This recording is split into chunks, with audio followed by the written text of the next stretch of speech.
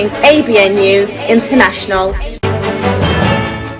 السلام علیکم ناظرین، میں ہوں عائشہ شبیر اور آپ دیکھ رہے ہیں ABN نیوز انٹرنیشنل۔ نظر ڈالتے ہیں آج کی اہم خبروں پر۔ ہارون سے تحصیل رپورٹر حبیب الرحمان کی رپورٹ کے مطابق اسسٹنٹ ڈائریکٹر محکمہ زراعت ہارون کا جعلی کھاد فروخت کرنے والوں کے خلاف کریک ڈاؤن جاری۔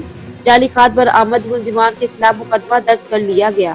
تفصیلات کے مطابق اسسٹنٹ ڈائریکٹر زراعت توسیع ضیاء راجڑنے اپنی ٹیم کے ہمراہ غلہ منڈی میں خفیہ اطلاع پر چھاپہ مارا، جہاں سے 19 تھیلے جعلی کھاد برآمد کر لی گئی۔ اسسٹنٹ ڈائریکٹر زراعت ضیاء راجڑ کا کہنا تھا کہ ڈپٹی کمشنر بہاولنگر ذوالفقار بون کی ہدایت کے مطابق جعلی کھاد فروخت کرنے والوں کے خلاف کریک ڈاؤن جاری ہے۔